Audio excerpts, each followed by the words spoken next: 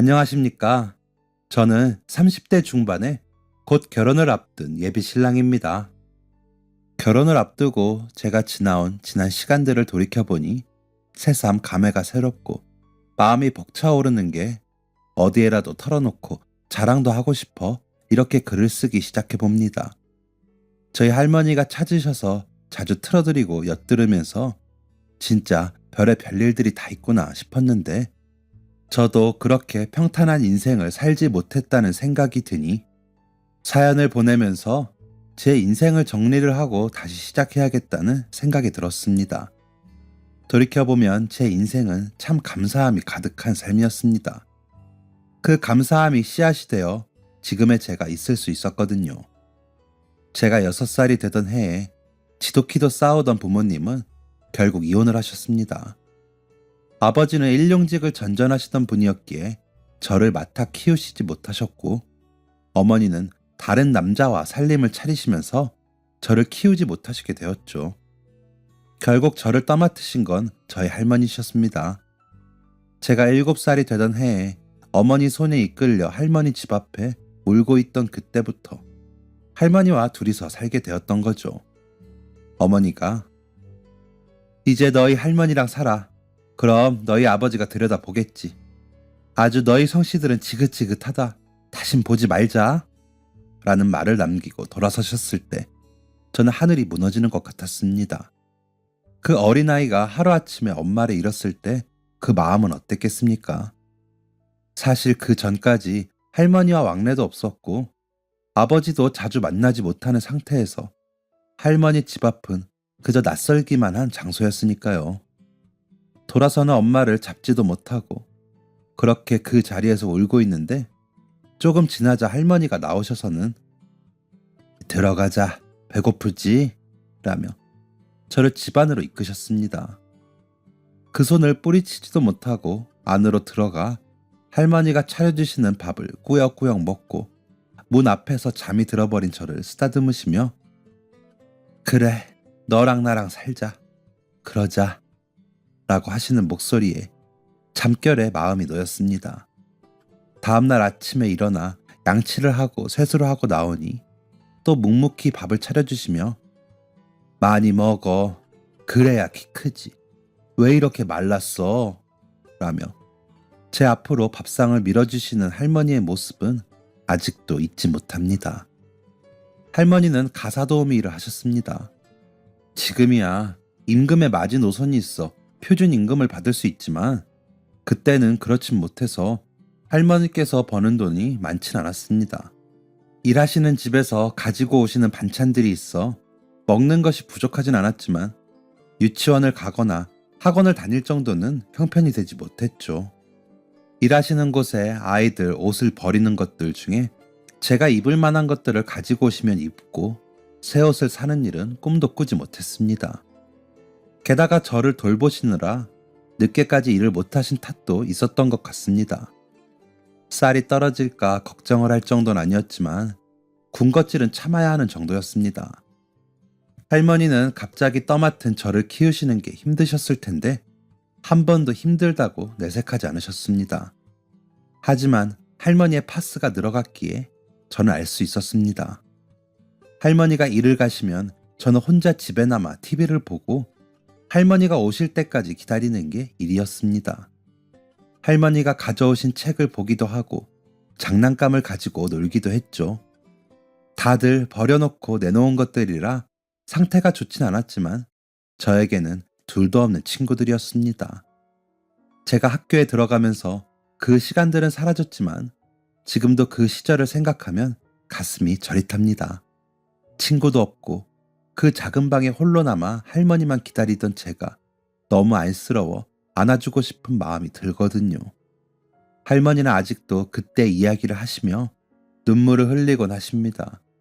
할머니는 부지런히 일하셨지만 형편은 좋아지지 못했습니다. 저는 그런 형편을 탓해본 적은 없었지만 얼른 어른이 되고 싶다는 생각을 했습니다. 할머니 고생 그만 시켜드리게 제가 돈을 벌면 좋겠다고 생각했거든요. 아버지는 할머니와 살면서도 만나지 못했습니다. 할머니와도 연락도 없이 지내셨기에 어떻게 사는 줄도 모르고 살았습니다. 그러다 보니 아버지와 어머니에 대한 원망이 커지더군요. 그러면서 할머니에 대한 고마움과 애정은 더 깊어졌습니다. 제 곁에 있는 사람이라고는 할머니뿐이니까요. 학교에 가서도 저는 적극적이지 못하고 혼자 지내는 시간이 많았습니다. 그런 저를 다른 친구들은 관심을 갖지 않더라고요. 저도 그냥 제 자리에서 해야 할 일들을 할 뿐이었습니다. 중학생이 된 이후로는 아침에 일찍 일어나 신문 배달을 하고 학교를 갔기 때문에 오전 수업은 거의 졸다시피 했고 다른 친구들을 신경 쓸 겨를도 없었습니다. 공부는 해보려고 했지만 점점 멀어졌습니다. 고등학교 때는 오후에 식당에서 아르바이트도 했기 때문에 더욱이 교우 관계는 관심이 없었습니다. 성적은 당연히 엉망이었고 졸업장만 겨우 땄다고 보시면 될 것 같습니다. 저는 열심히 돈을 모았습니다. 할머니 고생을 줄여드리고 싶기도 했고 얼른 작은 가게를 차려서 안정적인 수입을 가지고 싶었거든요. 그날이 빨리 올수록 할머니가 일을 쉬시는 날이 더 가까워지는 것이기에 그 날만을 그리며 열심히 돈을 모았습니다. 고등학교를 졸업하고 저는 정기적인 일을 갖기 위해 여기저기 면접을 봤습니다. 그러다가 백화점의 주차요원 자리를 구해 일하기 시작했습니다. 백화점 일이 끝나면 호프집에서 서빙을 했죠. 피곤했지만 통장에 잔고가 조금씩 쌓여가는 재미에 이겨낼 수 있었습니다. 고등학교 졸업 후 1년 정도는 그렇게 지냈습니다. 할머니께 생활비도 드릴 수 있어서 기분이 좋았습니다. 월세라도 보탤 수 있다는 게 기분 좋았습니다. 하지만 안 좋은 일은 한꺼번에 몰려오더군요. 할머니가 일을 다녀오시다가 빙판에 미끄러지며 넘어지셔서 고관절이 크게 다치게 되었습니다.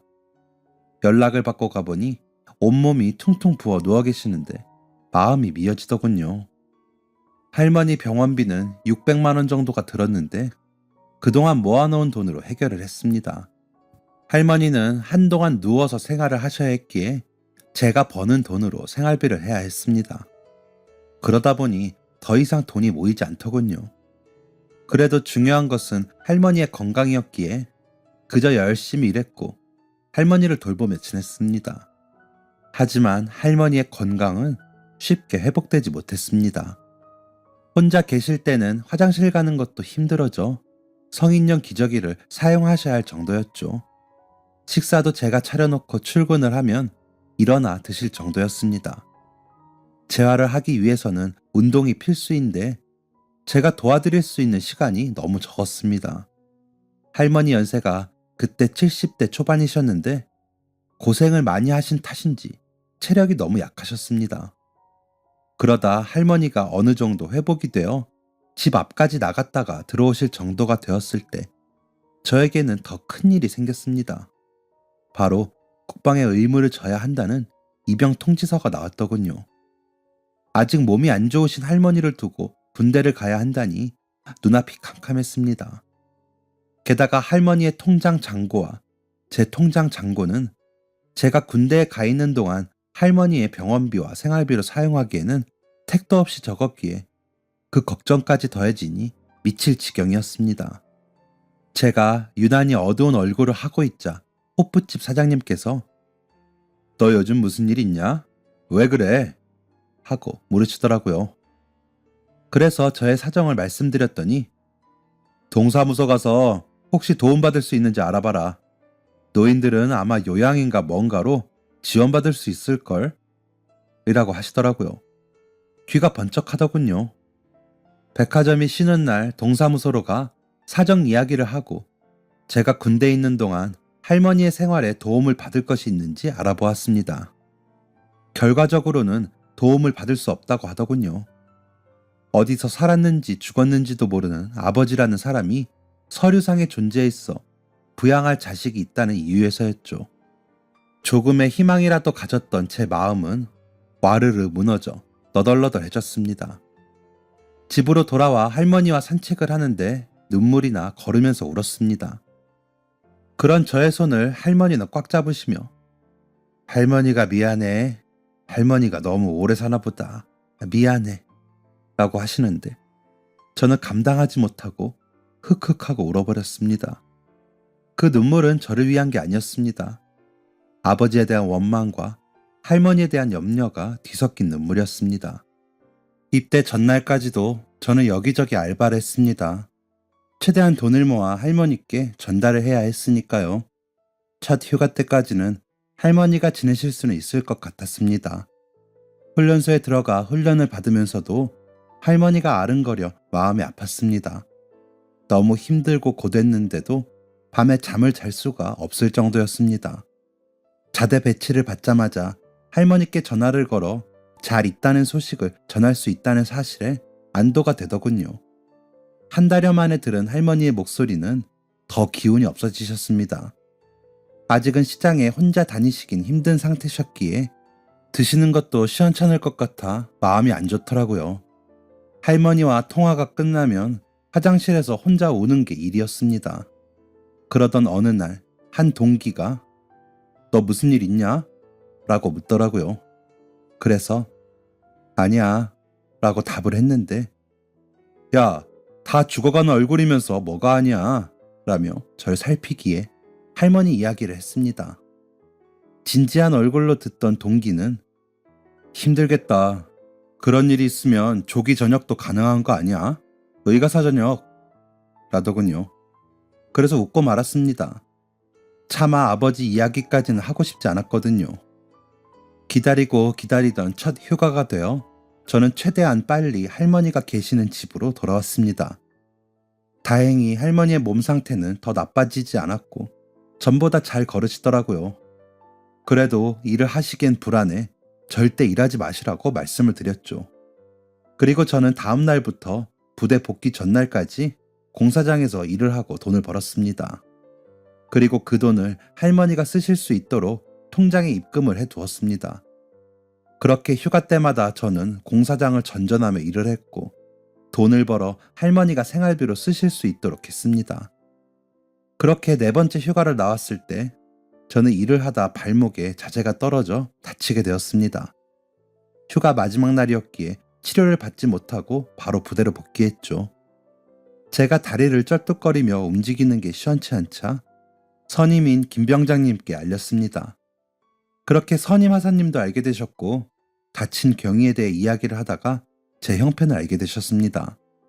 그러자 제 치료를 도와주시는 것을 넘어 저를 도울 방법을 강구해 주시겠다며 대대장님에게까지 저에 대한 이야기가 올라가게 되었습니다.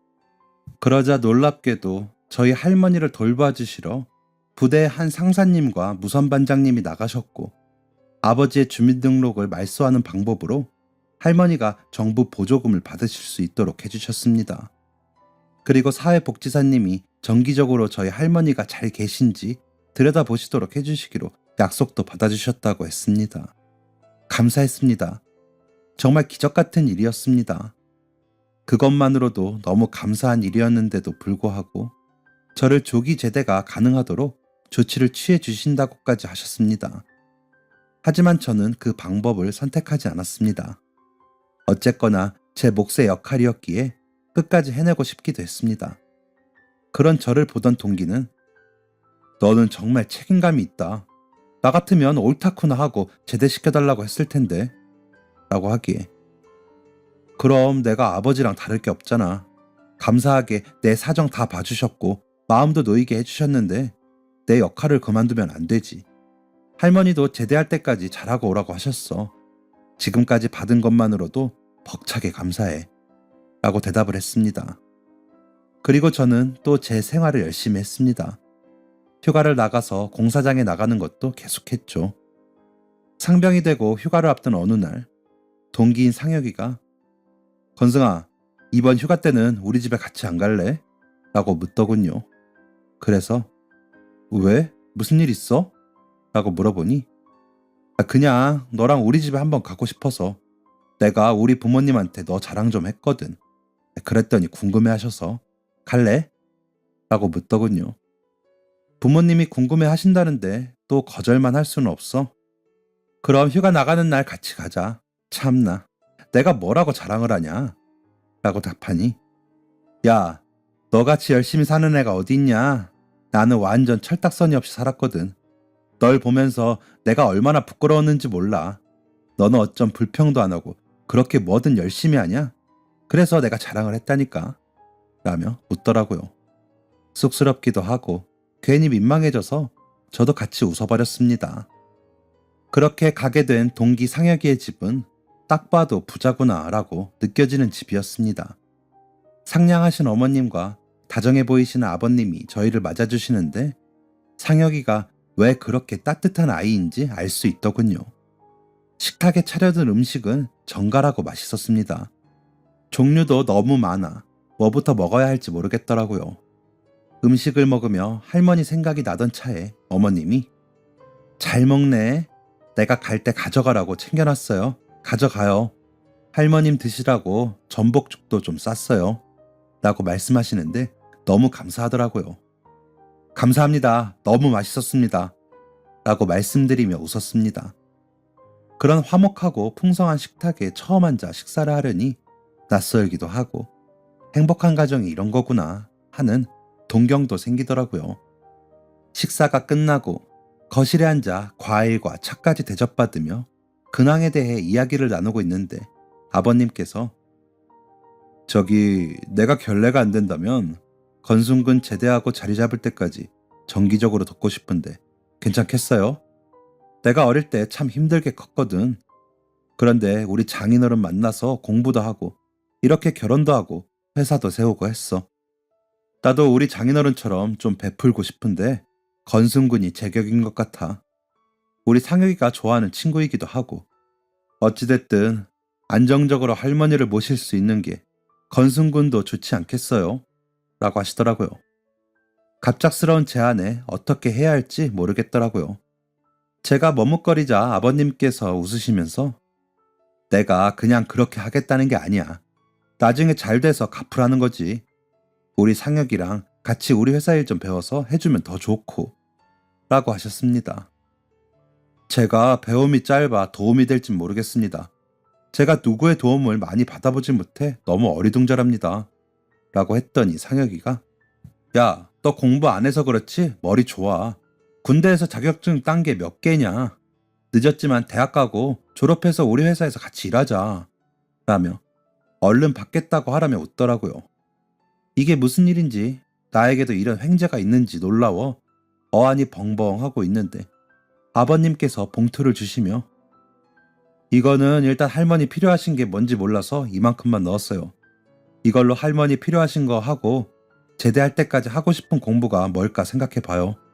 우리 상혁이 말로는 컴퓨터 관련 자격증을 그렇게 단시간에 땄다면서요. 좋아하는 게 뭔지 생각해보고 이야기해줘요. 알았죠? 나는 얼마든지 투자하고 싶으니까.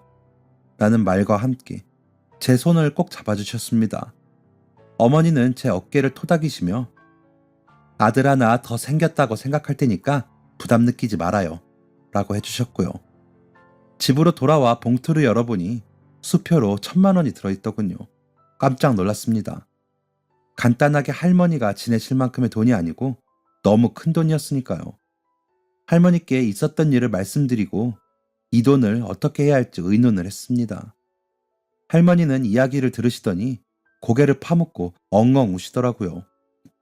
이런 감사한 일이 어디 있니? 염치가 없어서 어쩌면 좋아.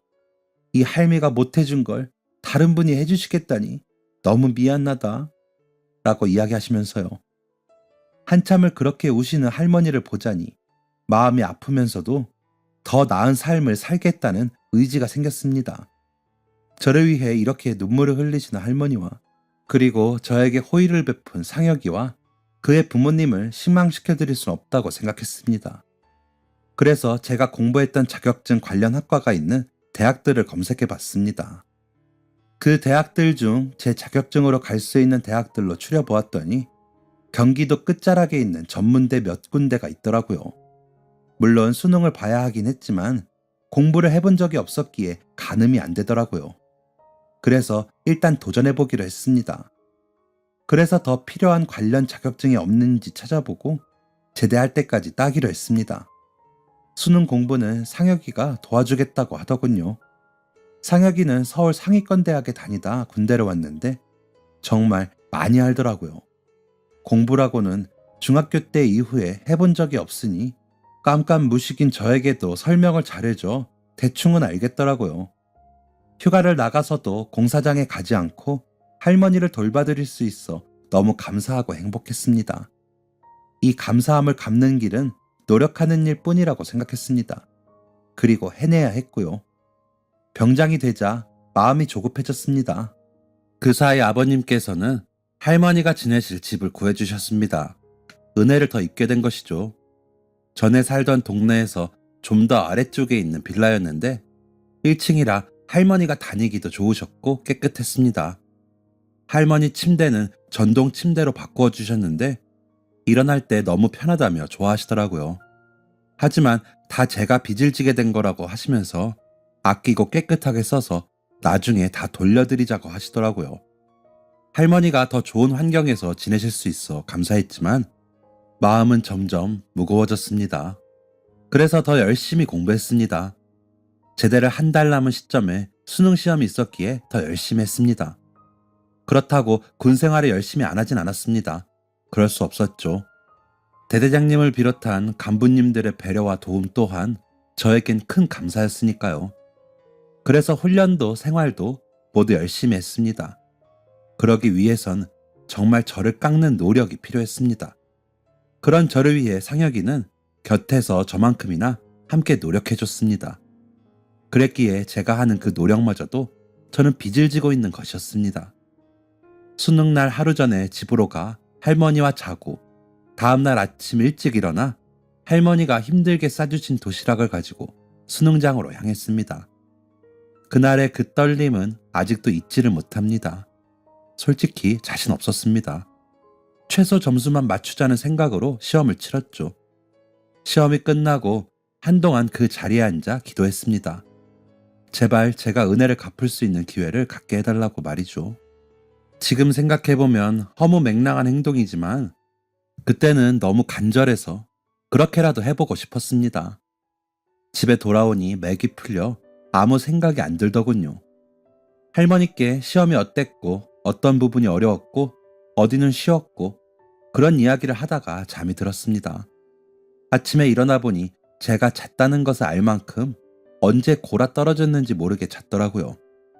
상혁이 아버님께 찾아가 인사를 드리고 부대 복귀를 하기 위해 아버님 회사로 찾아갔습니다. 제가 한다고 하긴 했는데 아버님이 만족하실 만한 결과를 낼 수 있을지 모르겠습니다. 실망시켜드리기 싫은데 마음처럼 쉽지 않네요. 라고 말씀드리자 건승군? 아니 건승아. 나는 너를 도울 수 있어 감사하고 있다. 너가 얼마나 열심히 하는지 상혁이가 전해줘서 다 알고 있어. 물론 이번에 실패할 수도 있어. 그런데도 너는 최선을 다했다. 그 노력을 잊지 마. 물론 실패하고 다시 도전하는 게 쉽지 않지. 그럼에도 너는 꼭 해낼 것을 믿는다. 꼭 이번이 아니어도 돼. 라며 제 손을 잡아주시는데 눈물이 났습니다. 누군가에게 다음 기회가 있으니 다시 해보자 라는 이런 진심 어린 조언을 들은 게 처음이었거든요. 그런 말을 듣고 안심할 수 있다는 것조차 빚을 지고 있는 것이었지만 위로가 되었습니다. 부대에 복귀를 하고 상혁이에게 시험에 대해 이야기하고 아버님에 대해 이야기를 하고는 내가 뭐라고 이 군대라는 곳에 와서 그렇게 도움을 받은 것도 감사할 일인데 너를 만나 이렇게 도움을 받고 위안도 받나 싶다. 고맙다. 아버님 말씀대로 꼭 해내서 아버님 회사에도 너한테도 도움이 되는 사람이 되어볼게. 라고 말했습니다. 그런 저를 보던 상혁이는 크게 웃더니 나는 널 보면서 많이 배웠어. 나 같으면 그런 환경에서 너처럼 웃으면서 할머니 걱정을 할 수 있을까 싶더라. 나는 아버지 덕에 좋은 환경에서 살다가 군대 온 게 내 인생 최대의 고난이었거든. 아버지 고생하신 이야기만 들었지 고생이 뭔지도 모르는 내가 널 보면서 배우고 있어. 너 대단해. 그런 대단함이 다른 사람들을 움직이는 거야.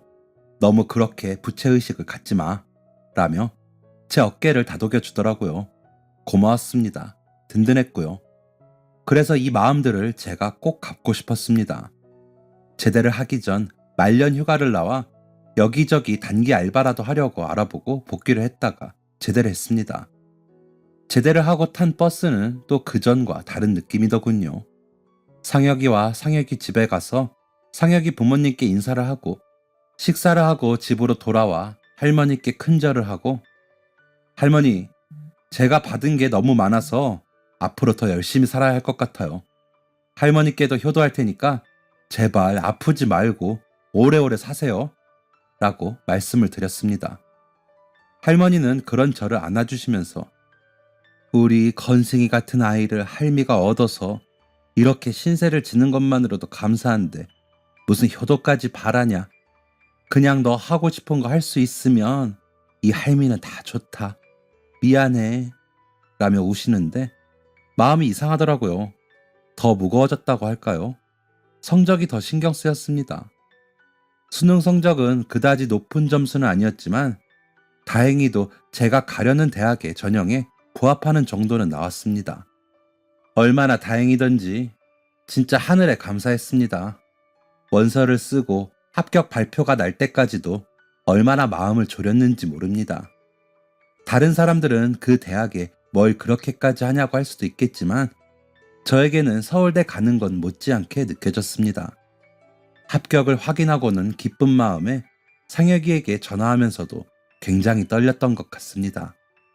상혁이는 그때도 진심으로 축하해주면서 야, 얼른 졸업해서 우리 아버지 같이 도와드리자. 부탁한다. 라는 이야기를 해주었습니다. 저를 낮춰보지 않고 대우해주는 그 태도에 저는 더 힘을 내게 되더라고요. 비록 야간 전문대이긴 했지만 제가 할 수 있는 것은 다 할 마음의 준비가 되었습니다. 상혁이 아버님은 등록금을 한 번에 붙이시고는 생활비는 내가 다달이 보내줄게. 다녀보고 더 공부하고 싶으면 편입도 하고 해. 그리고 할머니 생활하시는 거는 내가 더 자주 들여다볼 테니까 학교 생활 열심히 하고 라고 하시기에 아버님, 제가 아르바이트도 하면서 생활비는 벌어보겠습니다.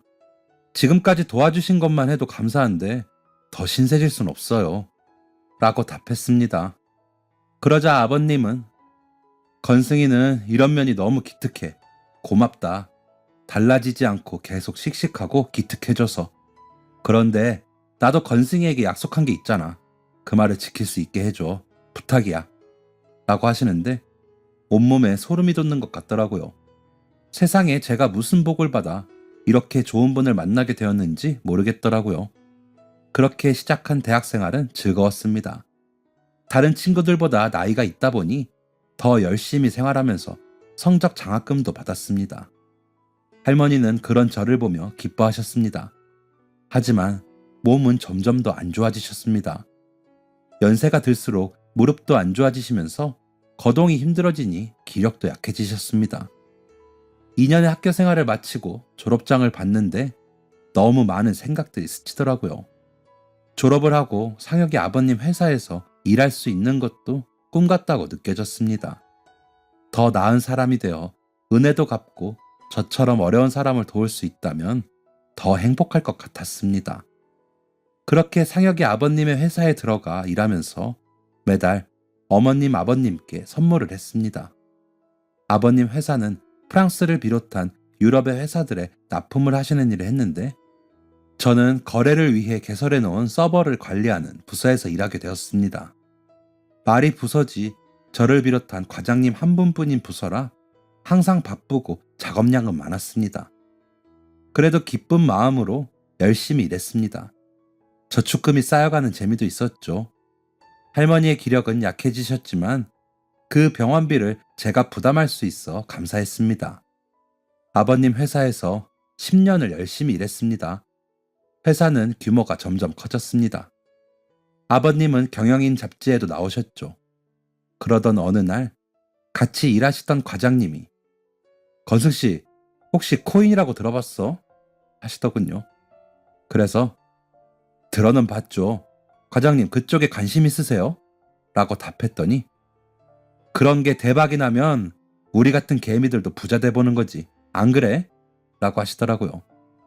그런 이야기를 듣고 나니 또 그렇기도 했지만 요행은 바라지 말자는 생각도 있고 낯선 투자처에 두렵기도 해 웃고 말았습니다. 그런데 며칠 뒤 건승씨 진짜야 이건 해야 돼. 나 며칠 사이에 얼마 벌었는지 알아? 라면서 보여주시는데 눈이 번쩍 하더라고요. 한 달 월급보다 많은 금액이 수익금으로 적혀 있는데 솔깃했습니다. 그래서 과장님이 말씀해 주시는 곳에다 조금 투자를 해봤습니다. 한 달 용돈 날린다고 생각했습니다. 그것도 경험이라고 생각하기로 저를 다독였죠. 사실 마음은 그렇지 않았지만요. 그런데 결과는 굉장했습니다. 제가 투자했던 비용의 3배의 수익이 배당되더군요. 그렇게 생긴 돈을 시작으로 분산 투자도 해보고 다시 합쳐 투자도 하면서 점점 불려나갔습니다. 그러는 와중에 회사에는 안 좋은 일이 일어났습니다. 이사진으로 재직하던 분들 중에 한 분이 거래를 위해 가지고 나간 회사 돈을 가지고 마카오의 카지노에서 탕진을 한 뒤 사라지는 일이 일어났습니다. 거래를 트기 위해 간 길이라 큰 돈을 들고 나갔고 그 돈이 없어지니 회사는 다른 부분에서도 문제가 생기기 시작했습니다. 거래하던 공장에서는 소문을 들어서인지 대금을 치르지 않으면 일을 하지 못하겠다며 매정하게 굴어 결국 납품을 못 맞추는 상황에 이르기도 했습니다. 아버님과 상혁이는 그 사람을 잡기 위해 경찰과 공조했지만 숨어있는 사람을 잡기란 좀처럼 어려웠습니다. 회사는 결국 부도 처리를 하며 파산에 이르렀고 아버님과 상혁이는 큰 빚을 떠안고 말았습니다. 저는 제가 할 수 있는 선에서 회사에 도움이 될 수 있는 것을 다 해보았습니다. 하지만 제가 도울 수 있는 것은 개미보다도 작은 만큼이더군요. 어머님은 몸져 누우셨고 상혁이는 전과는 다르게 초췌해졌습니다. 그런 상혁이에게 그동안 모아놓은 통장을 내밀며 일단 이거라도 보태서 해. 내가 이것밖에 못 줘서 미안하다. 그 이사 잡으면 좀 나아지겠지? 기다려보자. 라고 했더니 상혁이는 야, 이거 다 놔주면 너 할머니랑 어떻게 할래? 고맙다. 아무리 그래도 이렇게 전 재산을 주면 어떻게 해? 라며 힘없이 웃더라고요. 아버님은 약해지실 법도 한데 포기하지 않으셨습니다. 어떻게든 그 이사를 잡아 죗값을 받게 하고 싶어 하셨죠. 그러면서도 다시 재기하시려고 노력하셨습니다. 그런 면을 보자니 아버님이 성공하셨던 건 그냥 쉽게 된 건 아니더라고요. 저는 코인이 나름 선방하고 있었기에 조금씩 팔아 생활비를 했습니다. 그러면서 제 취업을 위해 알아보고 있었죠. 그런데 제 인생의 행운은 더 남았었나 봅니다. 제가 투자했던 코인이 정말 어마어마하게 급등하면서 투자했던 금액의 100배 이익을 보게 되었습니다. 그 무렵 코인으로 100억대 부자가 된 30대들에 대한 기사가 난 적이 있는데 그 사람들만큼 대박이 났습니다. 물론 그 사람들처럼 몇백억을 수익으로 얻지는 못했지만 그에 준하는 만큼 수익이 났습니다. 저는 그렇게 오른 수익금을 보는 순간 제가 해야 할 일을 깨달았습니다. 환전부터 했습니다. 통장에 꽂힌 돈을 확인하고 바로 아버님께 연락해 만나기로 약속을 했습니다. 그러고는 아버님께 통장을 내밀고 아버님, 이 돈으로 급한 거 막으시고 다시 시작해보시는 거 어떠세요? 라고 말씀드렸습니다. 아버님은 눈이 동그랗게 커지시더니 너 이 돈이 어디서 났니? 하시기에 말씀을 드렸습니다. 아버님은 손을 부들부들 떠시며 내가 아무리 그래도 이 돈을 어떻게 쓰니? 아니다, 아니야. 건승아, 고마운데 이건 네 복이다. 가져가서 할머니랑 더 잘 살아. 라고 하시는데 제가 무릎을 꿇으며 아버님, 제발 제가 도움이 되게 해주세요. 회사 파산해서 닫았지만 이대로 그만두기엔 아까운 회사잖아요. 우리 다시 해봐요. 그동안에 저 도와주신 거 제가 이렇게 갚을 수 있게 해주세요. 갚으라고 하셨잖아요. 라고 말씀드리니 우시더라고요. 그렇다고 이 돈을 다 쓸 수는 없다. 너의 뜻이 그렇다면 투자를 하는 걸로 하자. 그 투자를 내가 받아서 꼭 성공해 볼게. 고맙다. 라고 하시며 계속 우셨습니다. 아버님과 상혁이, 저는 다시 회사 문을 열었습니다. 전보다는 작은 규모였지만 다시 문을 열었다고 여기저기 명함 돌리고 유럽의 거래처에도 알리고 하느라 한동안 정말 바빴습니다. 저는 가장 큰 투자자 겸 이사로 승진도 했습니다. 아버님께는 50억을 보내드렸습니다. 물론 증여세까지 제가 확실하게 냈습니다. 할머니가 꼭 그분들 불편하지 않게 도울 수 있는 것 다 도우라고 하셨기에 그러려고 다 알아보았습니다. 남은 돈으로는 상혁이네와 저희가 나란히 살 수 있는 아파트를 사는 데 썼습니다. 상혁이가 살던 전에 집보다는 작지만 그런대로 지내시기 좋은 곳으로 샀죠. 역시나 세금까지 확실하게 냈고요.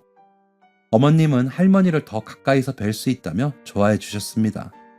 저 없을 때 벌써 두 분이 친해지셔서 가까우시더라고요. 아버님은 수익금이 생기는 대로 어기는 법도 없이 배분을 잘해주셨고 지금도 그러고 계십니다. 아무래도 확실한 투자처를 찾은 것 같습니다. 그리고 그 이사라는 인간은 돈 떨어지자마자 공항으로 들어오는 것을 잡았습니다. 이미 돈이 없다며 딱 잡았다면서 감옥에 가겠다고 하더군요. 배상금으로 나온 금액도 갚을 길이 없다면서요. 미안한 기색도 없이 뻔뻔히 구는데 진짜 때리고 싶더군요. 법이라는 게 참 어쩔 때는 당한 사람보다 어긴 사람이 유리한 게 아닌가 생각이 들 정도로요. 하지만 출소해도 편히 살지 못하게 계속 압박은 해보려고 합니다. 알고 보니 근무하면서도 이런저런 불법을 많이 저질렀더라고요. 그래서 거래처 공장들이 빨리 등을 돌리기도 했고요. 아직 빚을 다 갚은 건 아니지만 해결하면서 회사는 꾸준히 성장 중에 있습니다. 저에게 돌아오는 배당금도 커지고 있죠. 여유가 생기고 나니 결혼을 해 할머니께 증손주를 안겨드리고 싶다는 생각이 들어 선도 보고 소개팅도 하고 그랬는데 임자를 못 만나다가 상혁이가 만나는 여자친구의 친구와 가까워지게 되었는데 그 친구와 오는 10월에 결혼을 하게 되었습니다. 상혁이와 합동 결혼식을 하자고 농담처럼 말했었는데 정말로 그렇게 하려고 합니다. 제가 친인척이 없는 것을 안 상혁이와 부모님들의 배려인 것을 알고 있기에 감사한 마음뿐이죠. 앞으로 더 열심히 살아야 할 이유가 충분하죠. 은혜도 갚고 빚도 갚아 기분도 좋고 마음도 편해졌습니다. 하지만 앞으로 저는 더 많이 돈을 벌고 싶습니다. 그래서 저처럼 어려운 처지의 사람들을 아버님처럼 멋지게 아낌없이 돕고 싶거든요. 그런 마음을 결혼할 새 신부도 이해해 주어 그 부분에 뜻을 맞춰진 게 저는 제일 좋은 것 같습니다. 할머니 더 잘 모시고 더 열심히 일하는 사람이 되겠습니다. 지금까지 제 다짐을 읽어주셔서 감사합니다. 모두들 포기하지 마시고 열심히 사시면 지금의 고통은 다 해결될 겁니다. 그러니 다들 행복한 삶을 위해 힘내세요. 감사합니다. 지금까지 사연 들어주셔서 감사합니다. 사연이 재밌으셨다면 구독과 좋아요를 눌러주세요. 감사합니다. 안녕히 계세요.